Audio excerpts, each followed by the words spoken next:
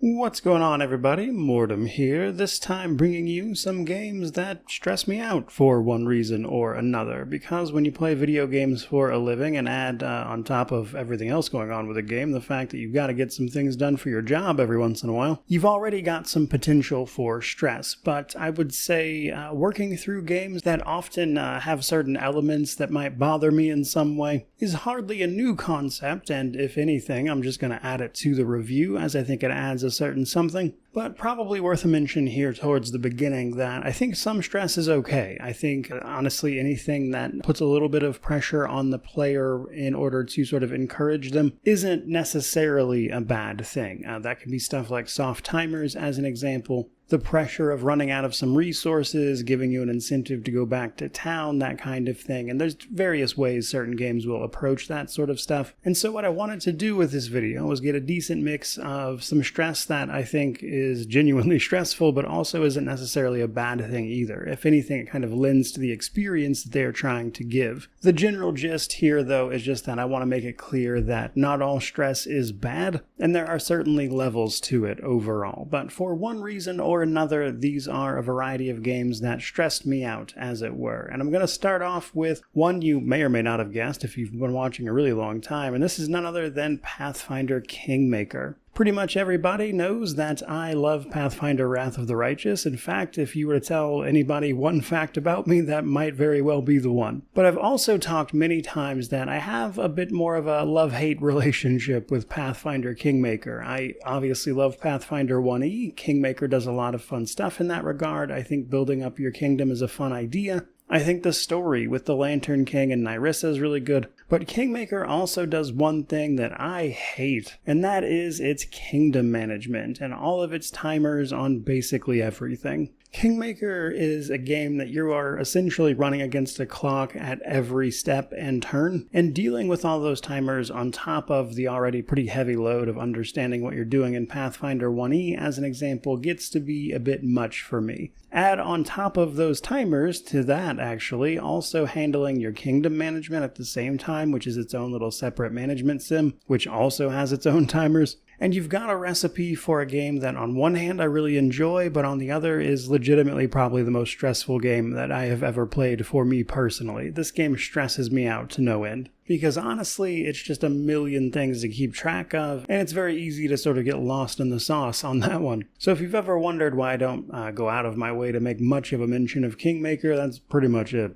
It also doesn't help that as of these days, Owlcat Games doesn't own the rights to this game anymore, but I suppose that's a whole separate thing. Either way though, Kingmaker is a very stressful game for me. Coming in at number 2, however, we have a game that I haven't talked about in a while, which is none other than We Happy Few. Though, to be clear, I am talking about one very specific section of We Happy Few, which is the second chapter. Because while the entire game sees you kind of messing around with all sorts of little social systems, trying to blend in, take your joy, that kind of stuff, so the crushing world of reality around you doesn't seek to strike back, so to speak, so you're not chased down in the streets, that kind of thing. So there's an element of stress just kind of baked into the game proper. But the part of this that I really, really didn't like was actually in Chapter 2, when you play as Sally. Sally has the task of actually taking care of a baby that you are hiding from existence, and you have to like stop by your house every once in a while to actually like feed said baby, so you have to take care of this baby while you're also doing all of this other stuff. She's also in charge of making like the special type of joy that the law enforcement take, so you've got them kind of banging down her door throughout the entire thing.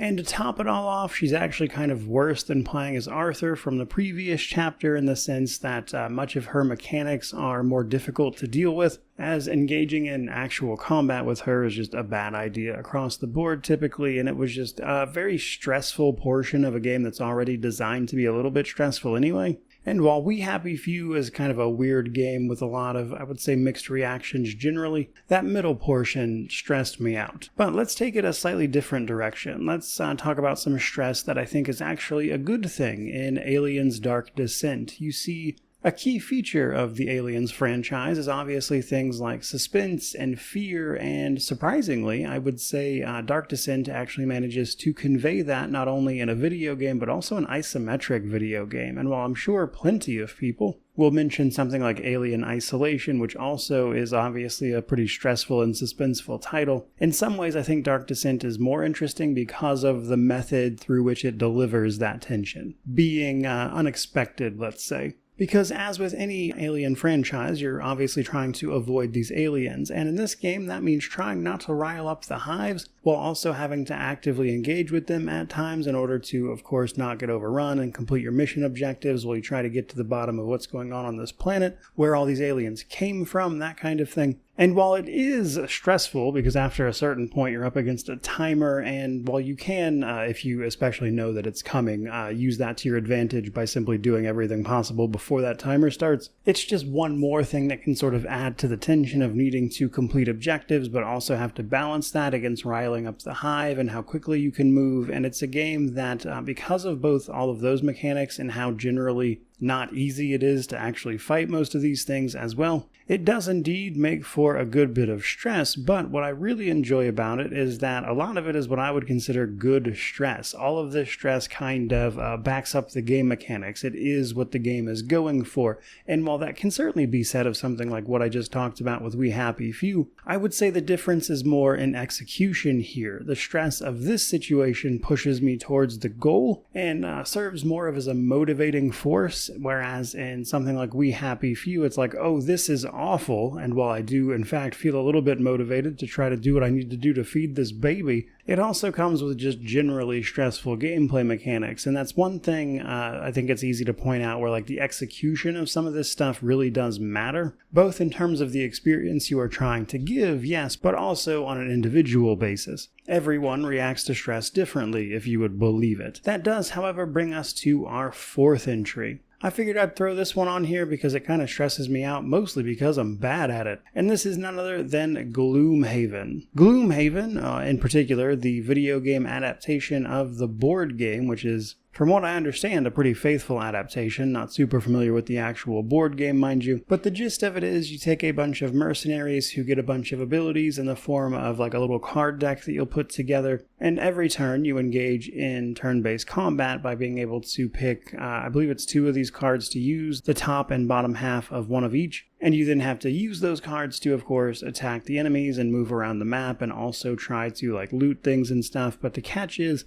your cards are, like, limited. If you use all of your cards, I mean, you just lose. That's it. But what makes it stressful is really just a combination of things. You see, there are a bunch of different mercenaries here. I think like 17 to give the actual number. And of those mercenaries, they've all got their own unique cards and play styles. And while you're supposed to be able to use all of them, and mix and match strategies to take on different missions and stuff as you go through just the variety of things to do here, utilizing their cards to set up combos and everything, that kind of stuff. The thing is, I'm just really bad at this particular game. There's tons of abilities, there's tons of characters. I often found myself just like agonizing over who to even use, and then once you go into a fight, there's a really good chance that if you don't use your cards extremely efficiently, you're gonna run out of them. And kind of for all of those reasons, Gloomhaven is just a game that doesn't really click with me. And every attempt I have ever made at playing it has just been more stressful than fun, and I don't care enough about the system to honestly try to put in the effort to get over that initial learning curve for this one.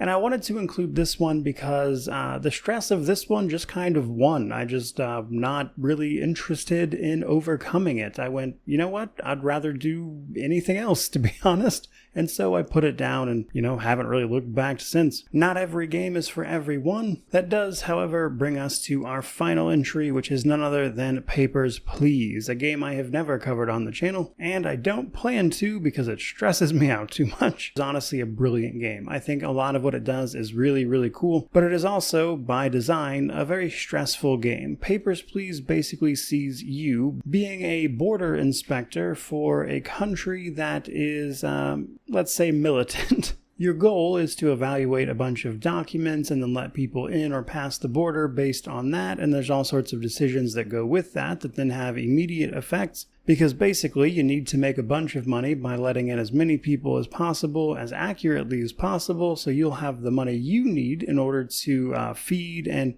house your family, as they're going to have to do things like, require heat or actually eating, or sometimes they need medicine because they're sick, because they're in this terrible apartment you've been forced to live in. So simply put, there's a lot of hard decisions at the very core of Papers, Please that are, I would say, pretty much immediately identifiable as stressful. And honestly, if it was just that, I could probably manage it. But Papers, Please does, I would say, the very logical thing, in that it kind of mixes up what people are asking for from you every single day. It obviously introduces things like new rules, new things to look for. What's okay one day might not be something that is okay the next day. Like, for instance, one of the days you might not be able to let people in from a certain place, that kind of thing. And to top it all off, sometimes there are actual attacks that take place that you'll have the opportunity, I suppose, to get involved in. And all of those varying factors, how well you manage to do, lead to Papers, Please mini endings. But the catch here is that there's actually one more secret ending you may have never heard of, and that's the one where I don't play the game at all, because the idea of living through that hellscape is depressing and in a way that is far too close to real-world struggles I have seen and experienced when I was homeless, and I'm not really looking to relive those things through a video game, brilliant though it may be. So this game is stressful in a way that just makes me go immediately no, like absolutely not, I'm not doing that. But I nonetheless recognize how, honestly, incredibly well done it is. But I do think that is as good a place as any to wrap up this particular video. There have been many of the games that stress me out in one form or another, and I hope you enjoyed that video. I suppose you could tell me about the games that stress you out. That would be a little bit of a depressing read on my part, though, so you may consider instead telling me about games you play to alleviate stress. Always happy to hear about that, but obviously do whatever floats your boat. Either way, though, that naturally means to like, comment, subscribe, all that YouTube jazz. But regardless of any of that, truly, just thank you so much for watching. I really do appreciate it. May you wander in wisdom and have an amazing day.